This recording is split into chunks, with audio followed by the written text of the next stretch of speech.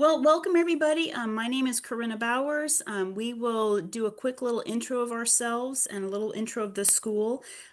So I have been a full-time employee of Webb since January, but we have been parents at this school since 2016.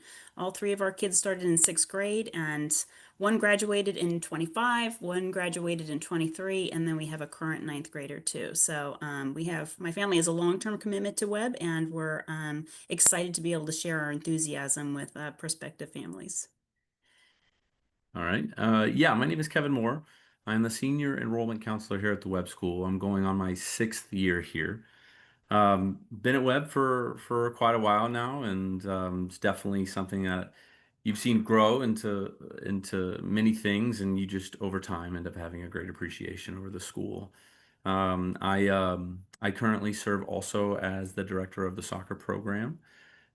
So you're speaking to someone also kind of in the athletic realm of things. I love sports um, and so obviously sports are really popular amongst many of our prospective students. So I'm going to answer some questions over those um, as we just kind of tie in this whole applying to independent schools and what what ultimately what these schools are looking for when it comes to students. So yeah, I'm All excited. right. Thanks All for having right, me. great.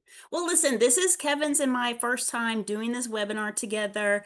We've had a few little glitches as we were practicing, so Right. please be patient with us. We're going to do our best to make this smooth. Our plan is to leave around 5 minutes or so at the end of the webinar to have time for questions. We already had some questions submitted when folks registered, and if you have any questions, there should be a little Q&A or chat button at the bottom that you can type your question and we will get to that at the end of the presentation. Also, you will get an emailed copy of this video. So if you've got to duck out for any reason, our feelings won't be hurt. We'll talk about you later, but we won't have hurt feelings, and you'll get the recording later on so you can still get the information. Okay, so tonight we are talking about applying to independent schools. We're going to go through, generally speaking, the broad admissions process that a lot of independent schools follow, and then we will narrow in on Webb's particular requirements. And we will also, at the end, be talking about financial aid, kind of a general overview. But some of the things that Kevin and I have learned over time about financial aid, that's probably one of the biggest questions families end up having, a big concern. Private schools are a big investment, and we understand that. So we want to do our best to kind of give you a little bit of background on what financial aid looks like and how you can navigate that process so it feels like it's a little bit more comfortable. Just a brief overview of the Webb School if you're not familiar. We are an independent college prep day and boarding school. So we have students from 6th through 12th grade. We were established in 1870, and we today have 350 total students. We are representing 17 countries in our boarding population and 11 states. So we feel super excited about the cultural diversity of our school, and it's an important part of our experience that our students get to have. We have an average class size of about 13, so that's a nice intimate experience for students. We are offering 20 APs, so for a school of our size, that's a really good offering. Gets those high school kids really prepared for college. We have 11 sports. We really have some high quality teams. Kevin's soccer team is one of those. Our fine arts program is super strong with pottery, multiple music opportunities, including orchestra. We have a great theater program. Our honor code is a huge part of our culture and our community. We have a public speaking portion of our year every year for our students to participate in called Emerging Voices. We have a WILD program that's an outdoor leadership program that's unique in this part of the state. And then we also are located in a very small, homey, welcoming town called Bell Buckle. And so our students have a community outside of our physical property that they feel welcomed in and they get to explore. And we are just an hour south of Nashville. So we kind of have the best of both rural and city worlds. Um, so thank you for coming. We're going to go ahead and get started. All right. Okay. Awesome. So, just to get us started, I think the common theme over everything that we're going to be talking about today is what do independent schools look for? So throughout the application process, you can certainly expect all of the bullet points that are listed here. You have checklist items such as recommendations, transcripts, interviews, which we'll go into detail about, mandatory visits or shadows, English proficiency, deadlines, and also the important question, which is financial aid. So we're going to try to tackle all those in one scoop and really kind of narrow in on those things. So. Great. Okay, this is a copy of what the Web Schools application checklist includes. This is very similar to most independent schools. There's going to be a traditional application. There will be interviews of some sort, transcripts, recommendations. We also require standardized tests, shadow day. Um, Independent schools can be picky. They can choose, they do choose who they admit to their schools. So this list may look overwhelming. It may feel like, oh my gosh, we have so many things to do.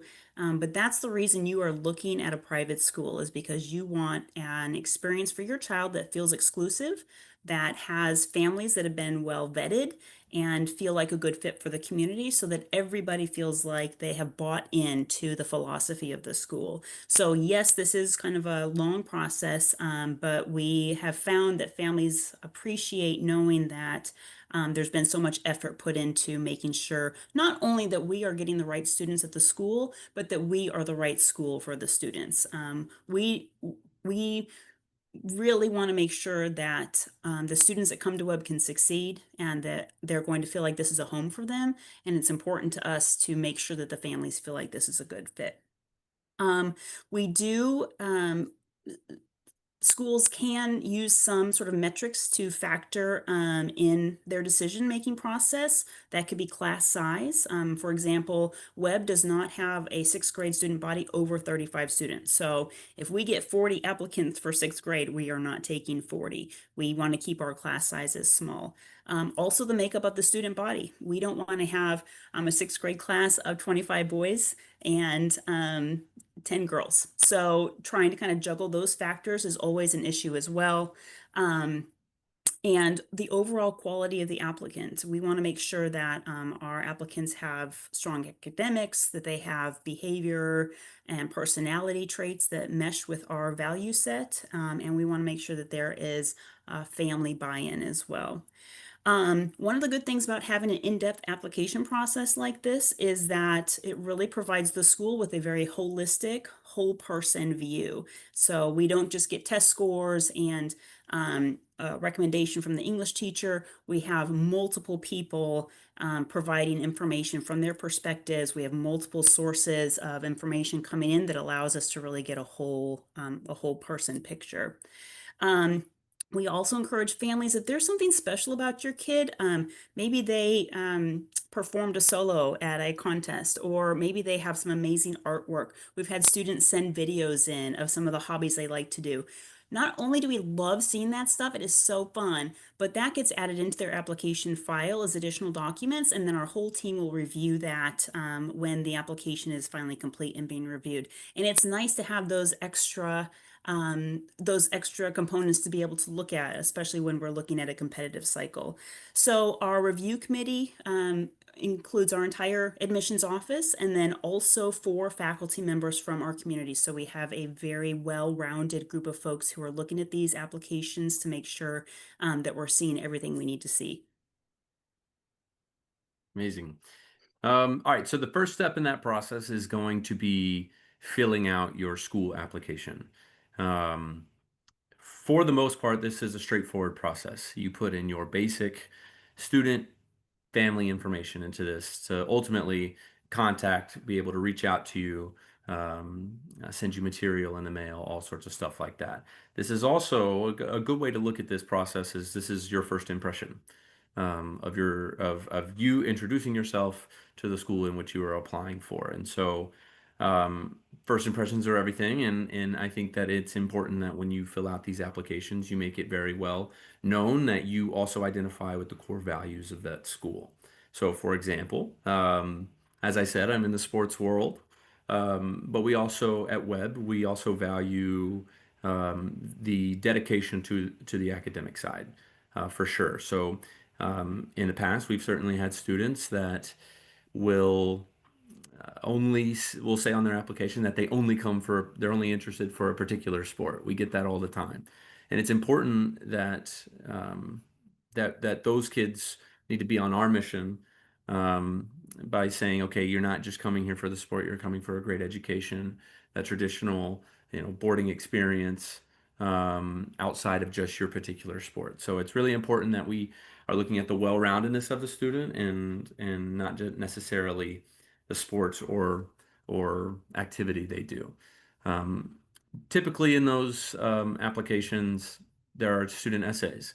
So we see in the past that it's normally, um, one side or the other as far as students doing the student essays. It's either very in-depth, very thorough, very, very well thought out, or it's very quick, trying to complete the application quickly. And so it's important to remind everyone that admissions committees, they do read these essays. We do try to get a really good understanding as to who you are, how you write, what you're interested in, whatever the prompt in that particular application is going to give.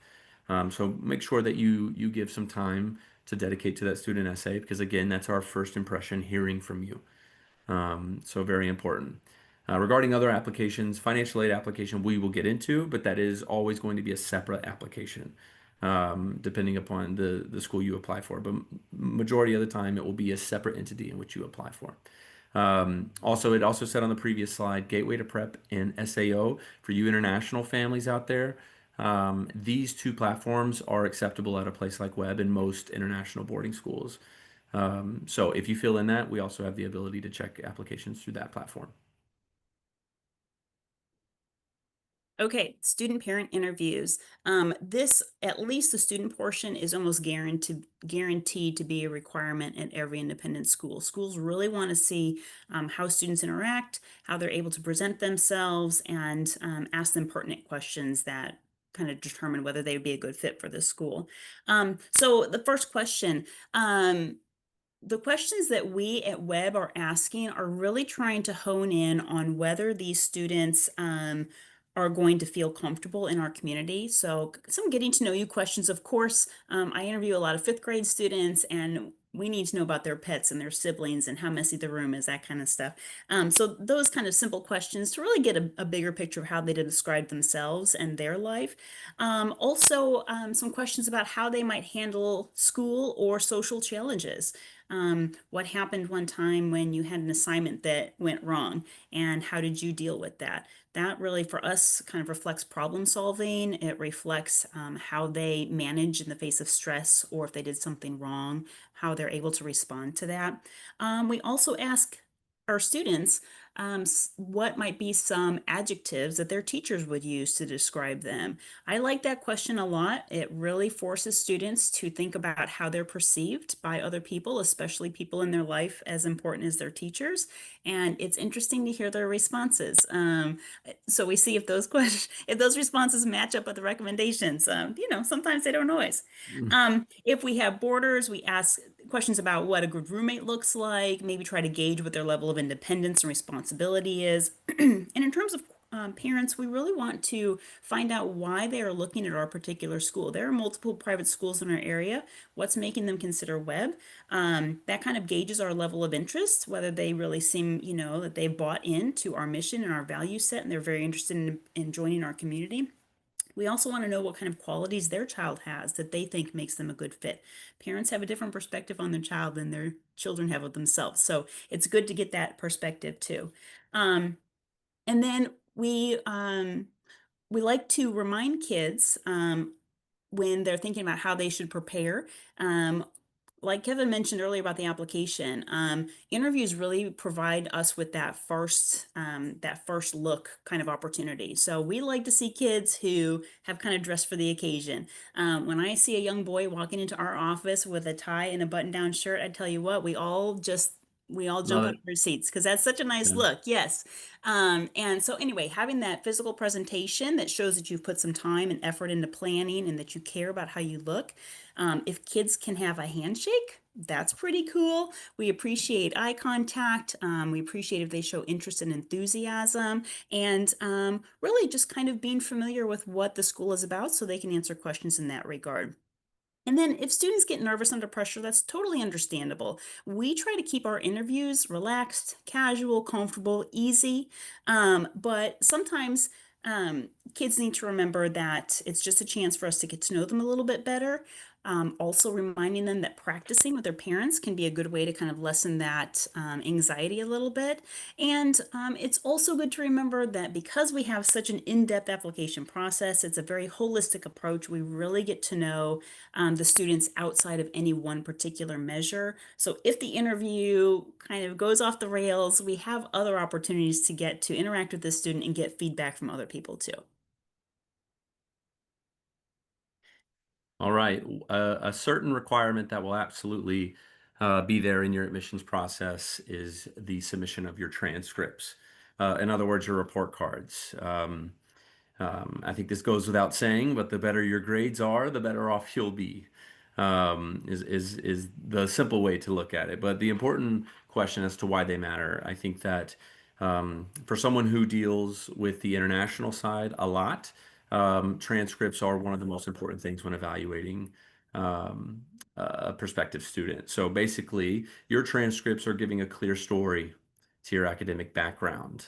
Transcripts provide us insight as far as the performance that you have in the classroom, how consistent you've been, the rigor of that course in particular. So it gives us a really good image as far as how consistent and how your performance has been in the classroom for a number of years.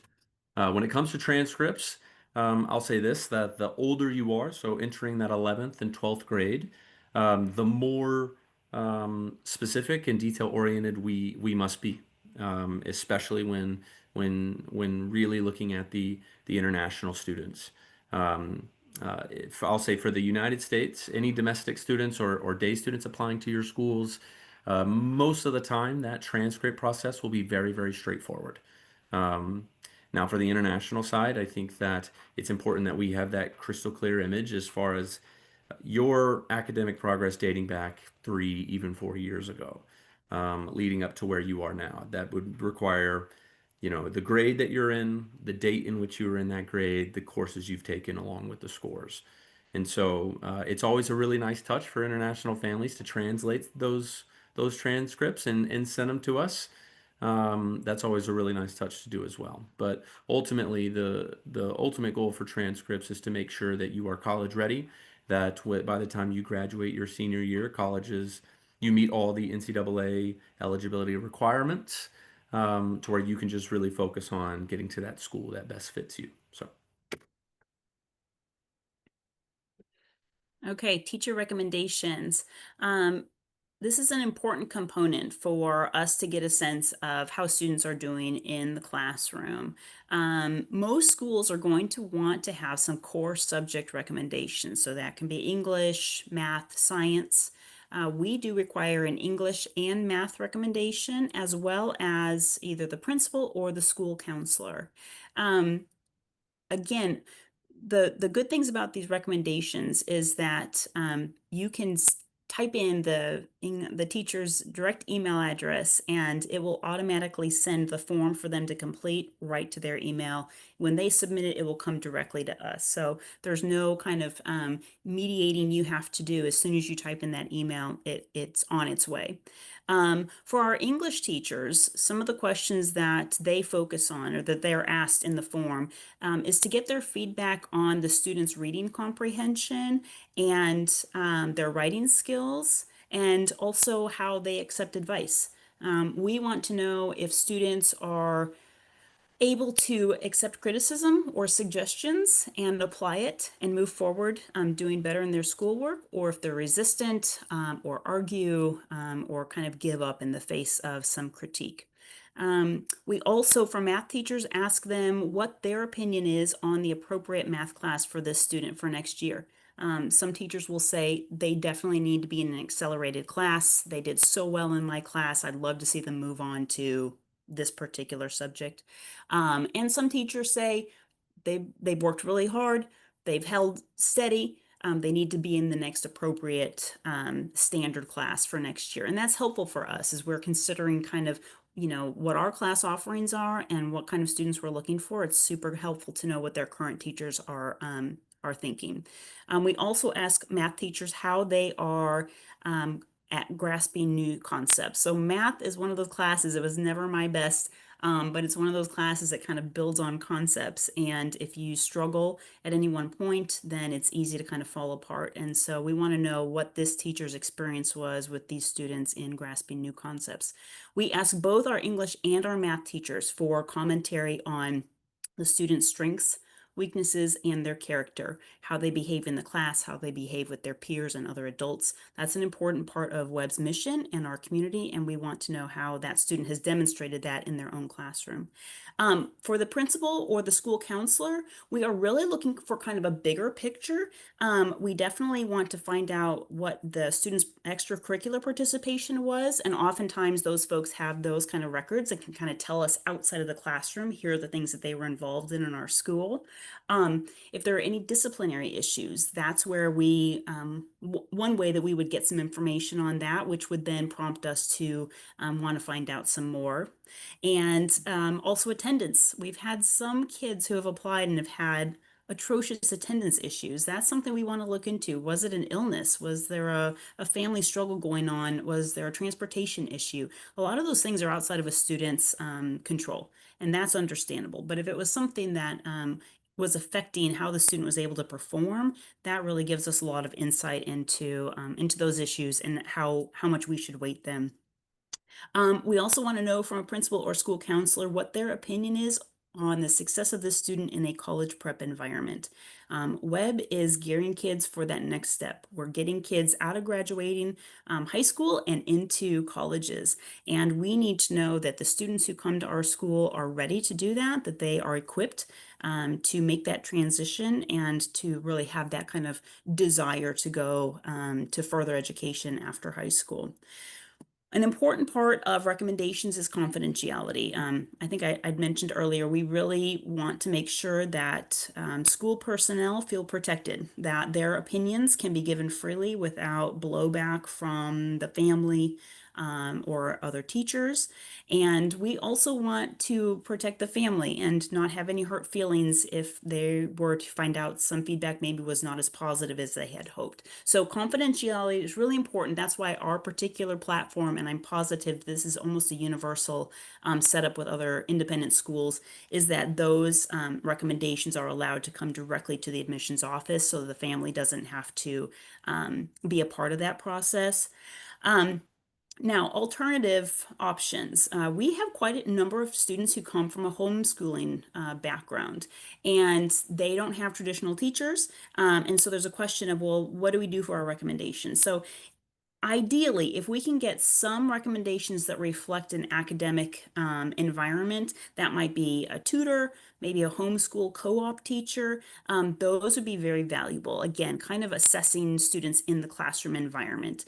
But also, we can accept character references. So that might be from coaches, clergy, maybe music lesson teachers, volunteer coordinators, anybody that your student might know who's involved with them and can give some feedback on how they are as a person.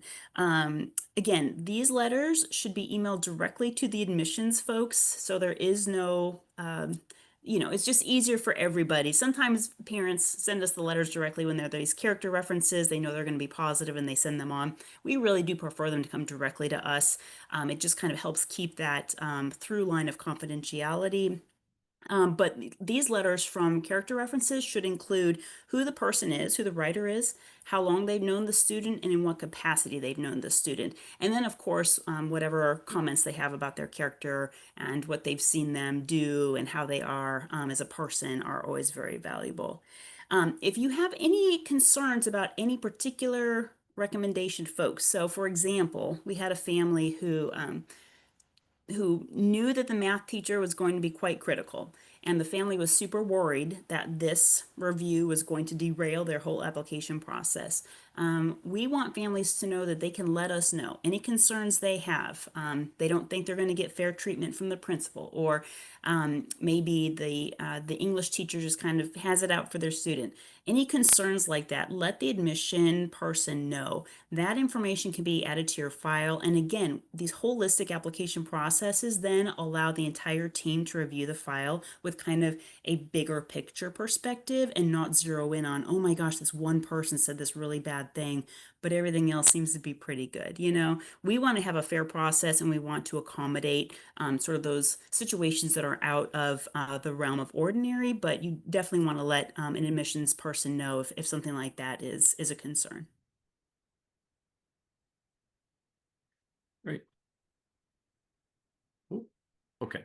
SSAT. So I can hear it now. All the balloons just popped for all of our prospective students when they found out they had to take a test. But the SSAT, Secondary School Admissions Test, most schools that you're going to run into will accept the SSAT as their testing requirement. Testing requirements are very normal amongst the independent school world, and the SSAT really works through assessing skills like reading, mathematics, verbal reasoning. Those are the three big things that they really try to hone in on. This is yet another metric that an admissions office will use to evaluate their prospective students, which I actually, for one, find um, stress relieving in a lot of ways, because there are multiple different factors, as we've already talked about, that allow us a picture of that student. And so, for those of the students out there that do not test well,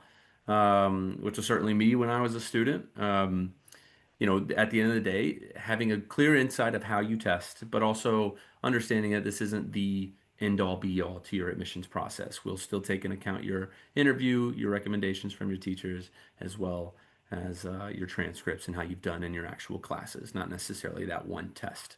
With that being said, this is a requirement, and so this is an individual responsibility for the family. So they have to register for this test on their website, and it is a proctor test that lasts about 3 hours. So the good news is, if you are a domestic boarder or a day student, SSAT has testing sites all over the United States.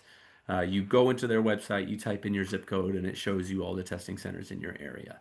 The web school is hosting 6 separate testing days, and so we will ourselves are a testing site that we will open for our prospective students. And also international families. The great thing about SSAT is that it is all over the world. So even our international families have the ability to find a testing site near them. The idea for this test is a 2-week turnaround. So we do trust in the families that once that SSAT scores come back, that they submit that to their admissions officers. Um, Now, for international families, if there is an event where a particular testing center is not near you and it is not feasible for you to do, we will definitely look at alternative testing options, other ways to get a better insight on you from an academic profile. So, for those international families, most schools will be flexible with you. So make sure that you have that rapport with your admissions counselor and ask them those questions on how we can get past that step. So, Okay, Shadow Day. I'm going to zip through this maybe a little bit faster than I had planned, just so that we have plenty of time to talk about financial aid. But a Shadow Day is not a requirement at most schools, but schools may require a tour, a preview day, an open house, and we have implemented this upcoming cycle a Shadow Day requirement. So for us, our office specially chooses a host student that we think will be a good match for your student, and your student arrives at school before 8 o'clock a.m. on the shadow day, and they're partnered with the host student for the entire day. That includes lunch, It includes extracurriculars if that's been pre-approved. And we really want the student to feel like they have a good idea of what the web school day looks like. And we will also be asking for feedback from our faculty who interacted with that student during the day and our host student for feedback after the shadow day has ended. Again, that's a part of this holistic approach that we really want to have multiple perspectives on each individual student. Webb is hosting some shadow days that are kind of bulk days that we're inviting many students to, and you can see those on the screen. We are also willing to organize one-off days if these dates just cannot work for your family. All right. Okay, this really pertains toward our international families. This is something I deal with all the time. English proficiency test. Essentially, when looking at applying at a boarding school, there is a certain English level that is required for you to attend that particular school. So, one of the important things that you do when looking into a school is to ask the following questions. Number one is, does the school offer English language learning, ELL services? If that's something that you feel like you need. And then two, what are those score requirements? And that way, that gives you a gauge as to what is a feasible option as far as the school goes. The most common EPTs that we are familiar with is Duolingo, TOEFL, IELTS tests. Those are the most common. There are circumstances where I conduct many interviews with international students. Um, there's a potential where we have that interview and the student speaks perfect English, sounds completely well versed, and in those events that can sometimes result in its own evaluation. And in certain situations, we may waive the English proficiency test altogether if they do a really well interview with great English. So that's a possibility too. To give you a better idea as to how schools operate, this is our ELL programs at the Webb School. So we operate in two different tiers. We have advanced and intermediate. Advanced is certainly for those kids that are very close to being completely fluent in English, but maybe need that one extra year of support. And then intermediate, maybe a little bit slightly more severe cases where they really need a lot of attention and focus on those things. So we're very proud that we offer two different tiers of ELL, and so you can kind of see here the score requirements that we have at our school. So Duolingo being the most common, 85 or below is something that might not just be a great fit for a school like Webb. So things to really consider for international students when applying. The big one. Okay, yeah, the big topic everybody's been waiting for. Um, okay, so financial aid. There are multiple financial aid assessment platforms available out there. Webb used to use SSS, and this past school year, I think, Kevin, was the first Yep. time that we started with Clarity. Clarity is kind of rising in popularity. So that, like Kevin had mentioned earlier, is a separate application. You have your Webb school application and the various checklist items, and then the financial aid application is a completely different link.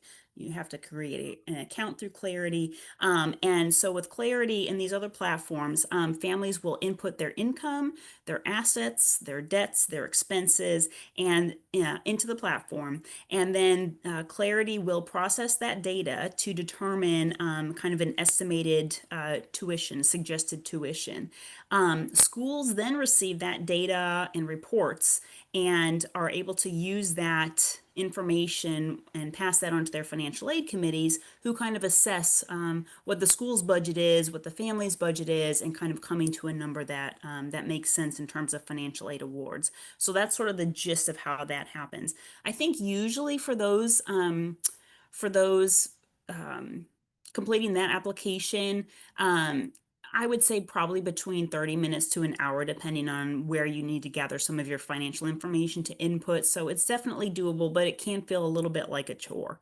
Um, in terms of tuition expectations, at the Webb School, and I'm positive at almost every independent school, the idea is that everybody pays something. There are very, very, very few free ride opportunities. And independent schools work on tight budgets. They don't get any federal aid, they don't get any state aid. And so the majority of operating expenses come from tuition. And so schools are trying to be careful with their resources. Um, One of the good things about Webb and a lot of other schools is that there are payment options. So our payment plans range from you can pay your tuition in one lump sum, or all the way up to an 11-month payment plan if you enroll in the early summer. Then it starts that summer and goes through into the next spring.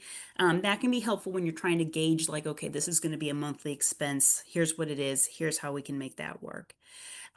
We also offer merit awards and endowed scholarships. We are super fortunate because we're such an old school. We have a strong alumni network, and a lot of those alums over the years have donated money to create endowed awards. So these are named awards after folks who felt like they wanted to contribute to the continuing success of Web students. So if a family were to get a merit award or an endowed scholarship, they would be alerted to that with the admissions decision after the financial aid committee reviewed all the documentation.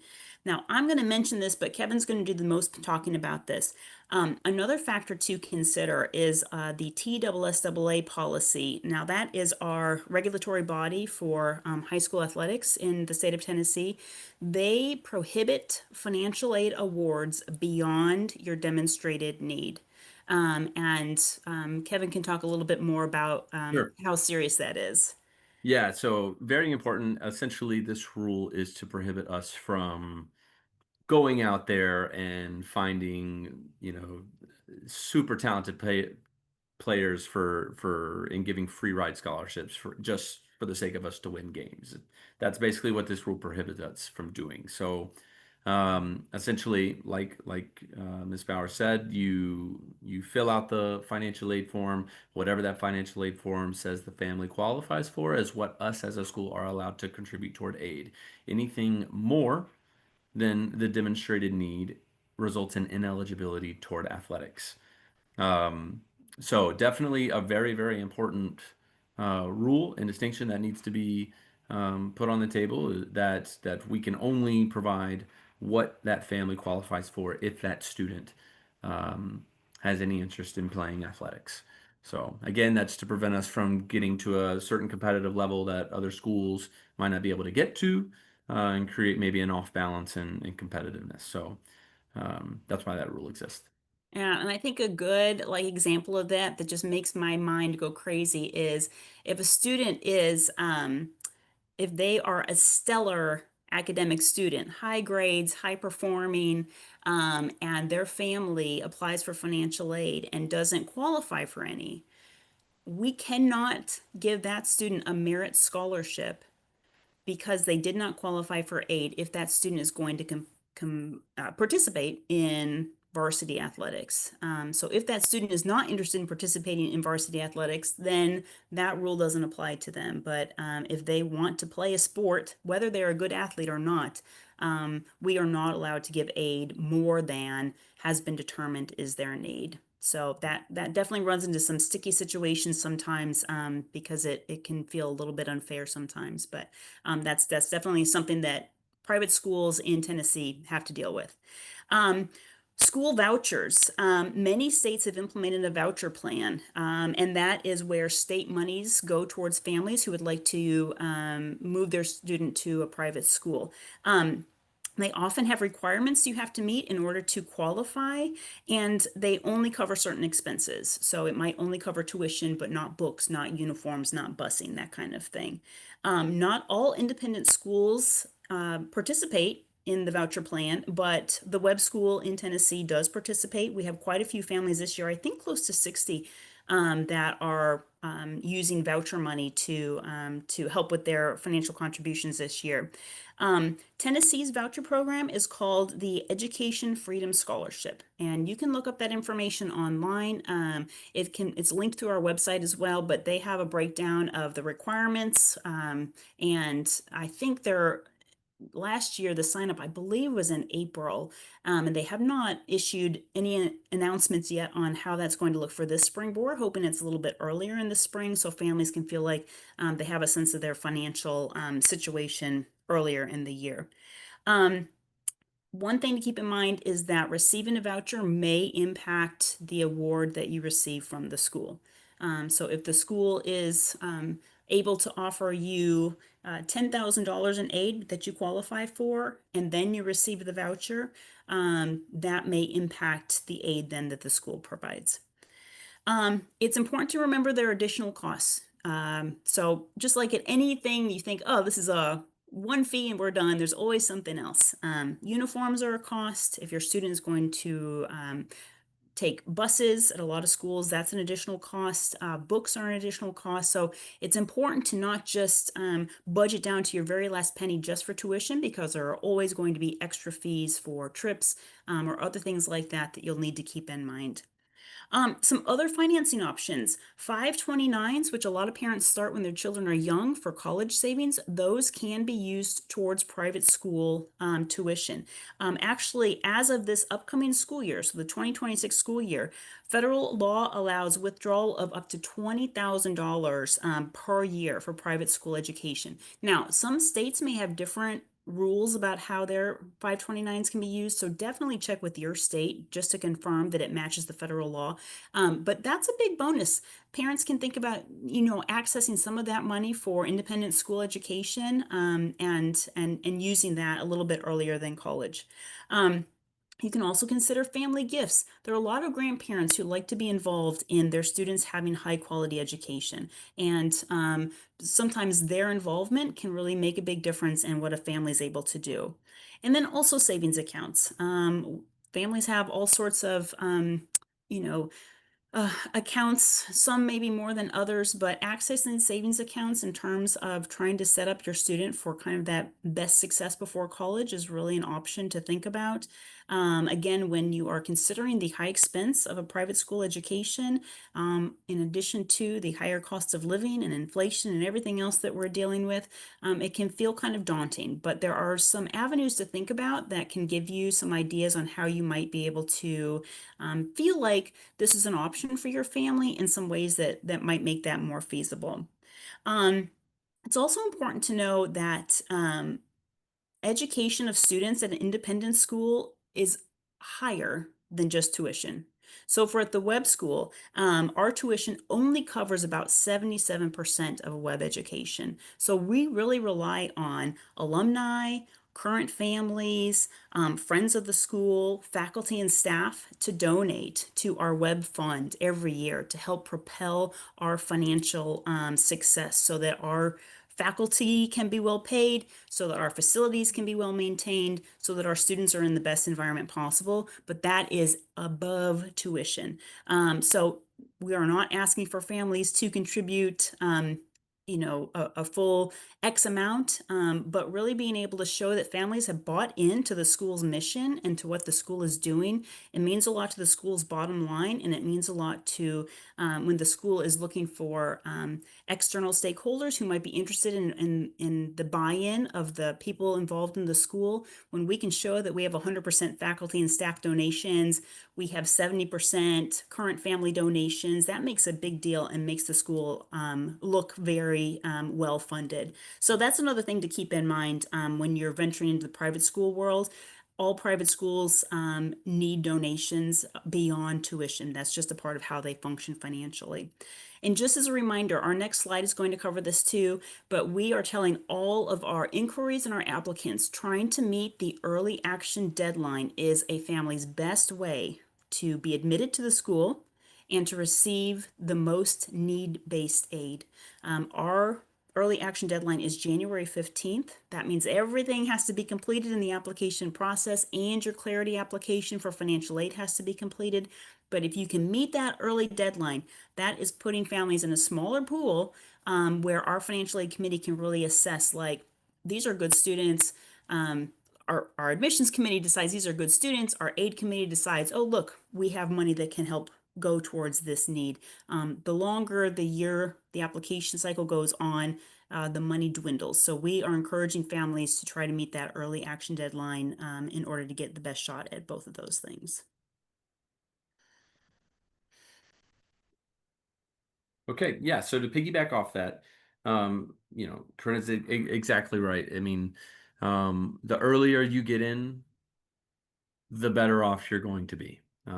Is to put it bluntly. And For we have several families now that are getting near to the end of their admissions process, and we're not even in November yet. So those families are in really good shape. So to give you an idea as to what our deadline list looks like, you can see that on this slide here. But also, this is an important question for you to ask every school that you come into contact with and are considering, is to really get a good understanding as to when their early action dates and priority deadlines are. So for us, we are January 15th is the final day, and then in about 2 weeks, we ultimately make that decision. And so it's an awesome time for you to get in early and then immediately start preparing for August. And then after that, then that financial and admissions aid deadline becomes February 1, and then we make that final decisions go out on March 10. So anything past February 1 goes into that. I'm sorry, March 1 goes into that rolling admission period where we just take the applications as they come in over the summer. So very, very, very normal for most schools. Okay. Okay, that's great. We have a couple of questions that have come through. Um, Several of these came through earlier, so I'm going to read these off. Kevin, I think this first one will be a good one for you. As an international student from Brazil, I'm very interested in applying for financial aid. Could you also share any tips on how international applicants can make their applications stronger when seeking aid? Definitely. So I think that for one, the most important one I would say is that slide I just talked about, is making sure you're getting all your application details in by that early action deadline, because ultimately that puts you at the top of the list. Um, what I personally like to see is organization from the student, having their transcripts, um, interview Duolingos or EPTs, recommendations at the ready. That way, we are not going through a consistent back and forth trying to gain these materials. Um, I'd say that's big. The interview for me is always a really important piece, getting a real understanding as to why they want to come to Webb. I think your why, understanding why you want to take the plunge as to coming to America and leaving your family and all of these things is a huge decision. So understanding your why and what your ambitions are really important to me. And then also making sure for me and then also for the student to make sure they understand what school they're applying to. Um, Webb is a school of high character and rigorous academics. And so we want our students to kind of have an understanding of that going in, match those values, and for us, I think that goes a really long way.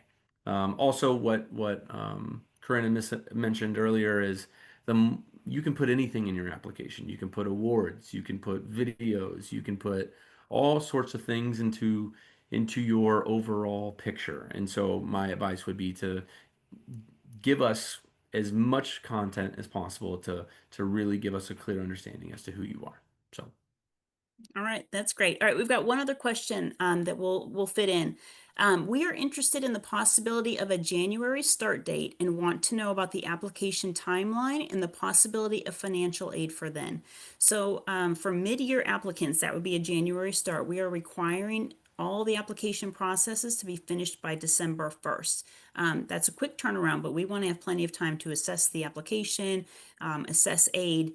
The downside to starting in the mid-year is that our new fiscal year has not started, and so we are on aid from this current school year. So we really have limited aid to give. I don't have a concrete number. We would always recommend that you still apply, and there can be some available. But if you are coming in midway, you would pay for just one semester, and then you can reapply for the early action for the following year to get that full opportunity to receive the full amount of aid.